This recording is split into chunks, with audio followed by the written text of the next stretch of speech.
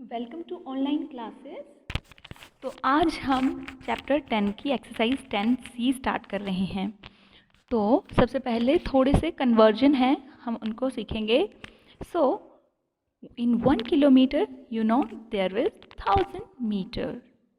1 kilometre में 1000 metre होते हैं एंड 1 मीटर में 100 सेंटीमीटर होते हैं।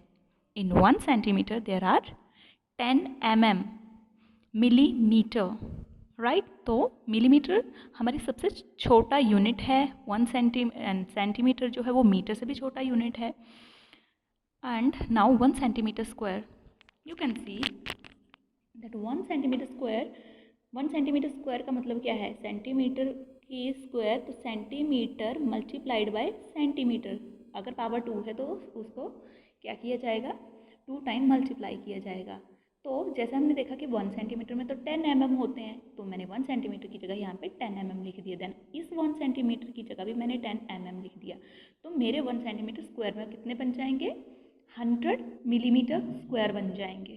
Get it?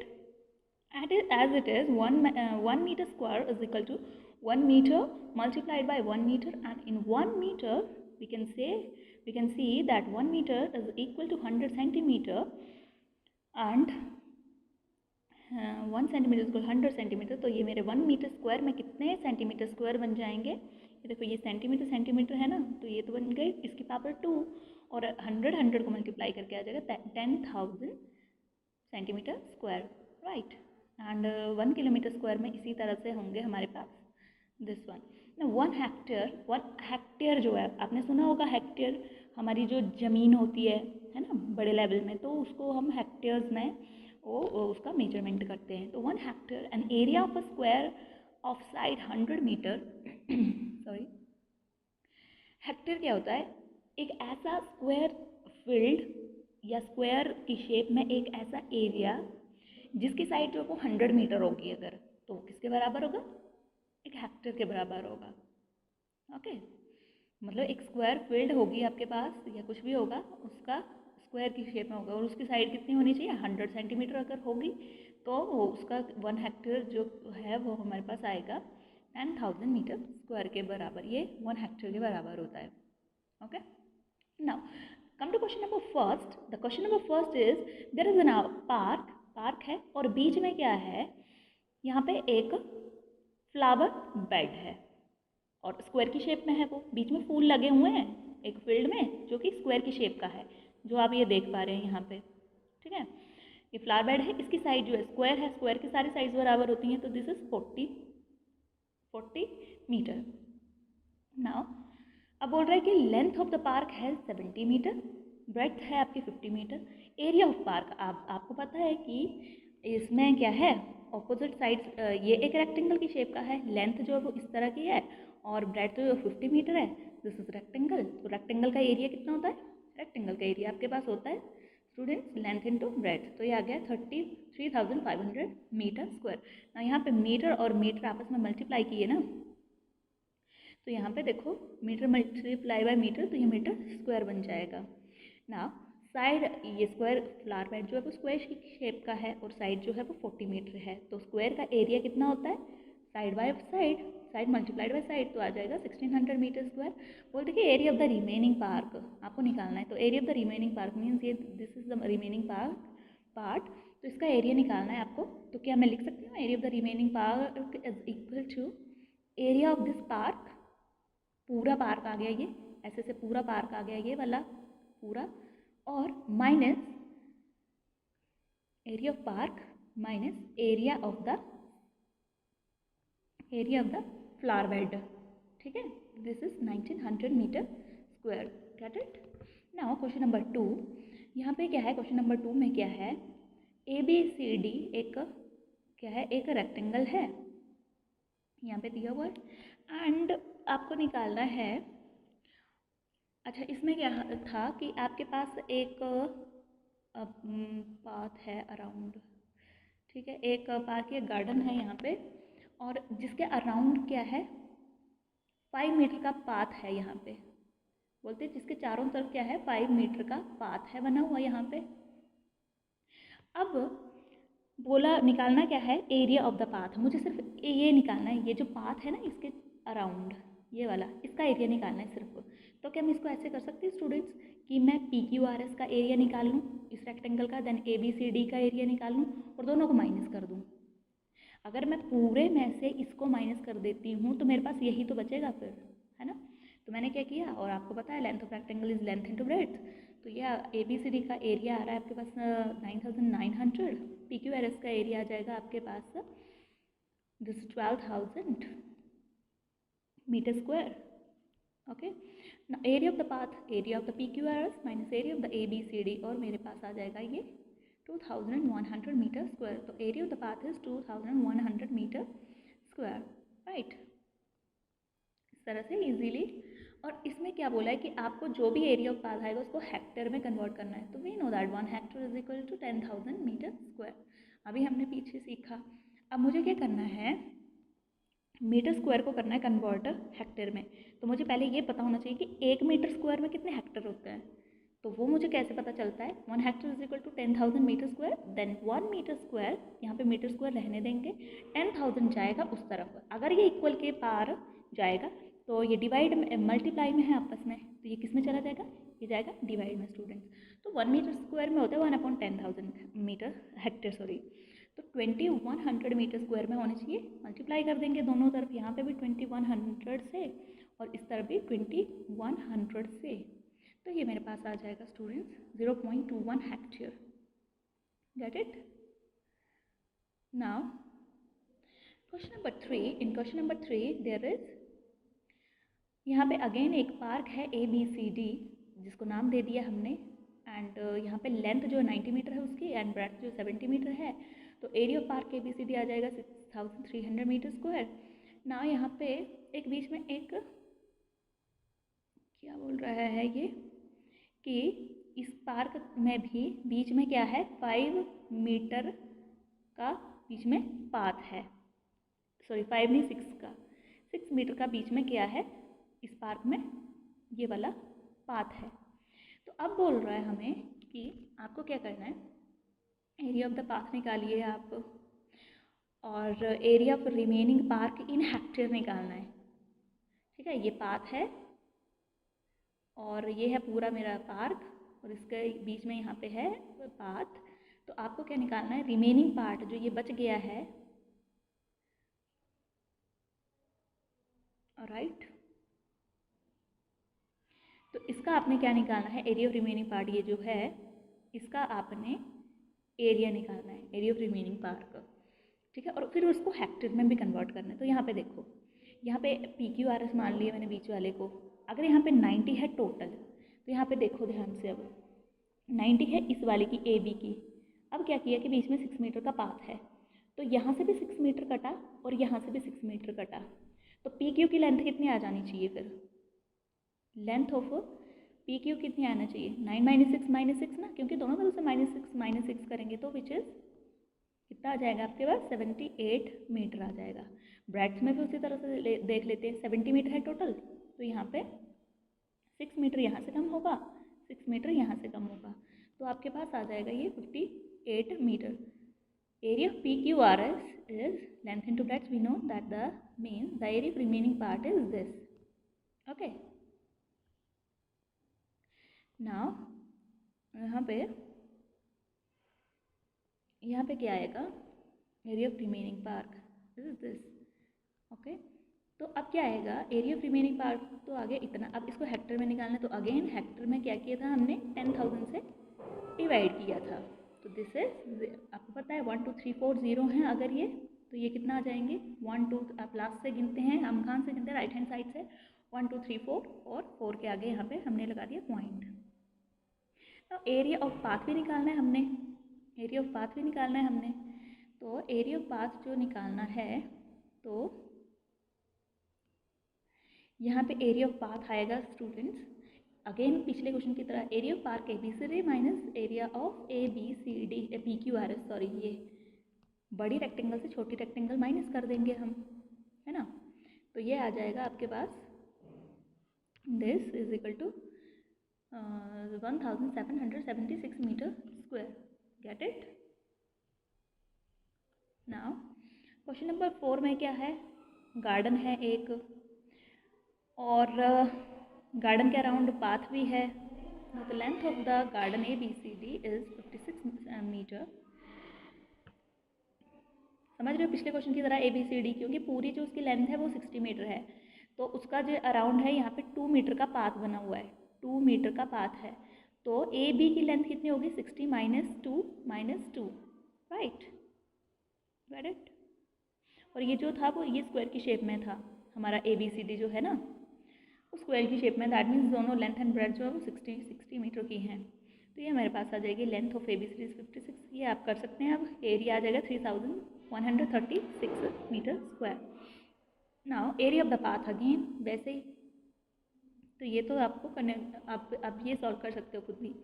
तो area of the path is 464 metre square आ जाएगा। तो बोल रहे हैं कि आपने क्या करना है कि ये जो बचा है मेरा, ये वाली जगह ABCD, ये वाली जगह जो बच गई, क्योंकि अराउंड में तो पाथ है यहाँ पे, लेकिन ये जो जगह बच गई इसमें अगर मुझे फूल लगाने हैं, हमें फूल लगाने हैं अगर, और 1 मीटर स्क्वायर में फूल लगाने का जो खर्चा है आपका वो 5 रुपीज़ है। तो इस एरिया में फूल लगाने का खर्चा कितना आएगा, तो खर्चा कितना आएगा, यहाँ पे जगह बची हुई है मेरे पास ABCD की है 3136, और 1 मीटर में अगर 5 रुपीज़ का खर्चा आ रहा है तो 3136 में आएगा multiplied by 5, which is equal to 15,680 rupees का आपके पास खर्चा आने वाला है स्टूडेंट्स। ओके, नाउ यहाँ पे क्वेश्चन नंबर 5 में देखिए। अब आप क्वेश्चन नंबर 5 में क्या है ना, you can do this question number 5।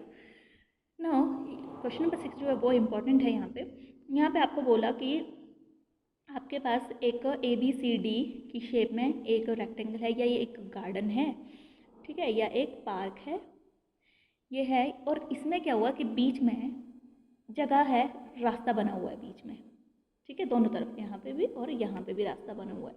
तो आपने क्या करना है कि area of this closed path निकालना है। Area of this closed, only जो ये रेड वाला निशान है ना यहाँ पे, area of this closed path निकालना है आपने। ओके, तो area of this closed path निकालना है आपने। तो यहाँ पे देखना, अब यहाँ पे मैंने क्या किया, मैंने इस पाथ को मान लिया 1 और इसको मान लिया 2 पाथ। लेंथ जो है वो AB की 112 है और ब्रेड्थ जो है वो 100 है। ओके, नाउ यहाँ पे क्या आएगा, एरिया ऑफ रेक्टेंगल तो आ गया आपका 11,200 मीटर्स को लेंथ इंटू ब्रेड्थ ही करना है।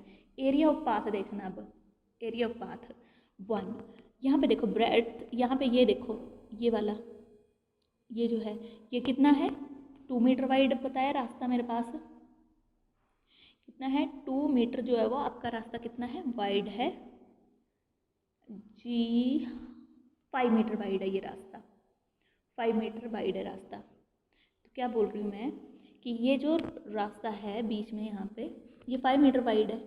तो ये देखो ये रेक्टेंगल नहीं बन गया हुआ है, ये भी एक रेक्टेंगल है, तो इसकी ये वाली जो है वो 100 है और इसकी जो विड्थ है वो है 5, राइट। तो दिस एरिया ऑफ, जिस तरह से समझिए आप इसको,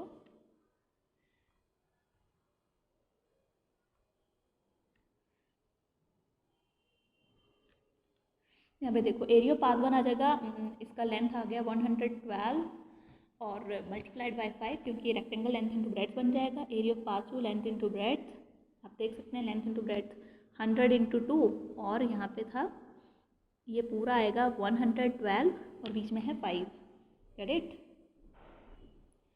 तो ये आ जाएगा इस तरह से आपके पास। और यहाँ पे देखो एरिया ऑफ पाथ 1 ये and area path 2 is this. Now area of square KLMN। अब यहाँ पे देखना एक चीज़, आपको यहाँ पे एक स्क्वायर जैसा दिख रहा होगा बीच में, ठीक है, ये स्क्वायर बन गया है। तो स्क्वायर में क्या है, इसकी जो साइड है वो 5 मीटर है, क्योंकि इस साइड भी 5 है, इस तरफ भी 5 है। तो अब आप देखो, अगर आप ऐसा रास्ता है आपके पास, ठीक है, ये रास्ता आ गया, इसका एरिया निकाल लिया आपने। अब क्या किया कि आपके पास इस तरह सा एक रास्ता और है, तो एरिया निकालने के लिए आप सिर्फ ये वाला पार्ट काउंट करोगे, ये वाला पार्ट काउंट करोगे, बीच वाला पार्ट तो नहीं काउंट करोगे, क्योंकि ये तो ऑलरेडी इसके एरिया में आ चुका है। तो इसका एरिया थोड़ी ना काउंट करेंगे। तो इसीलिए इस स्क्वायर का एरिया निकाला पहले, तो हमने इस स्क्वायर का एरिया निकाला K11 जो कि 25 मीटर स्क्वायर आ गया। अब बोल रहा है एरिया ऑफ क्लोज्ड पाथ, तो मैंने यहाँ पे लिखा है area of path 1 plus area of path 2 minus area of square K11, right. क्योंकि मैंने आपको जैसे बताया कि ये वाला जो है वो एक में आ गया है, तो दूसरे वाले रास्ते के एरिया में दोबारा से आ रहा है ये, है ना। ये इसका एरिया निकाला तो ये वाला काउंट हो गया। अब जब ये वाला पाथ आएगा तो सिर्फ इसका ये और ये देखेंगे, हम काउंट करेंगे, और ये बीच वाला जो है वो काउंट नहीं किया जाएगा। तो क्योंकि दूसरी बार भी रेक्टेंगल में निकाला तो ये पूरा ही आया होगा, तो इसलिए हमने क्या किया, इसको काउंट नहीं किया, इसको माइनस कर देंगे एक टाइम। तो ये आ जाएगा आपके पास 1035 metre square. Area of the remaining field क्या आ जाएगा फिर, एरिया ऑफ, अब आप देख सकते हो कि क्लोज्ड पाथ का पूरे में से क्या करेंगे, माइनस कर देंगे। तो इस तरह से ये क्वेश्चन जो है वो आ जाएगा। फिर बोल रहे हैं कि जो हमारा जो है वो जो पाथ था उसको छोड़कर बाकी जितना भी एरिया बचा, इसको छोड़कर बाकी जितना भी रेक्टेंगल के अंदर एरिया बचा उसके अंदर हमने घास लगानी है। तो 1 मीटर स्क्वायर में जो घास का जो करने के लिए है वो है आपके पास 2 रुपीज़। 1 मीटर स्क्वायर फील्ड में अगर आपने ग्रास जो है वो लगानी है तो 2 रुपीज़ लगेंगे। तो 10,165 मीटर स्क्वायर में कितने लगेंगे, मल्टीप्लाइड बाई 2 करके देख लेंगे। देन इस तरह से हमारा क्वेश्चन क्या आ जाएगा, निकल जाएगा students. Then question number 7 again, यहाँ पे क्या है, यहाँ पे एक मिरर है दिया हुआ। मिरर कितना है, जिसकी लेंथ है 20 सेंटीमीटर एंड 15 सेंटीमीटर उसकी ब्रेड्थ है। तो this area of rectangle ABCD तो आ जाएगा 300 सेंटीमीटर स्क्वायर। ना लेंथ ऑफ द रेक्टेंगल, अब क्या बोल रहा है कि आपने ये मिरर है और मिरर के चारों तरफ आपने क्या करना, फ्रेम लगवानी है। इसको 2 सेंटीमीटर जो है वो वाइड होगी। ये जो है फ्रेम लगा दी हमने, right.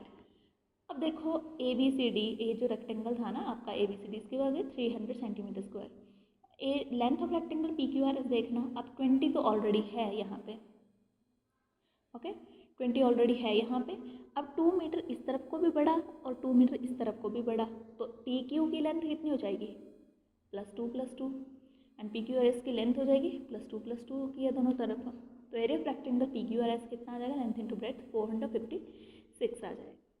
Area of the frame required, अब कितना जो है वो फ्रेम का एरिया है। तो फ्रेम का एरिया मतलब मुझे ये निकालना है, तो पिछले क्वेश्चन की तरह जैसे करना था, area of ABCD area of PQRS minus area of ABCD। तो एरिया ऑफ फ्रेम जो है 156 आ जाएगा। अब बोलते हैं कि जो 156 सेंटीमीटर स्क्वायर। अब बोल रहा है कि फ्रेम बनाने के लिए 1 सेंटीमीटर स्क्वायर एरिया होगा और उसको फ्रेम लगानी है तो आपका खर्चा आएगा 15 रुपीज़ का। तो मुझे तो लगानी है 156 सेंटीमीटर स्क्वायर में। अगर 1 सेंटीमीटर स्क्वायर में 15 का खर्चा है तो 156 में क्या होगा, multiplied by 15 which is 2340। Okay, no problem. तो इस तरह से आप क्या करेंगे, इन क्वेश्चंस को कर लेंगे ना। क्वेश्चन नंबर, अच्छा यहाँ पे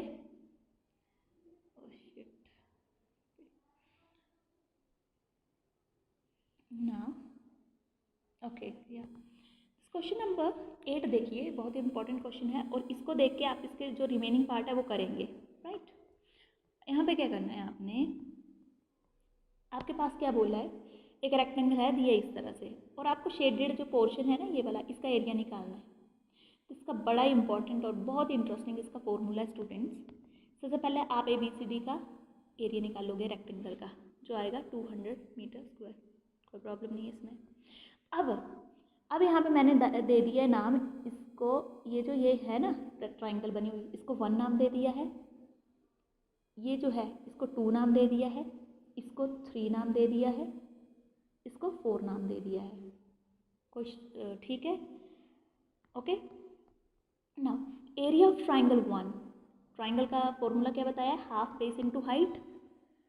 बेस क्या होता है, जैसे कोई भी राइट एंगल ट्राइंगल होती है ना, जिसमें ऐसे राइट एंगल ये है 90 डिग्री का बना हो, तो उसमें ज़रूर एक साइड जो है वो परपेंडिकुलर होती है और दूसरी साइड क्या होती है स्टूडेंट्स, बेस होती है।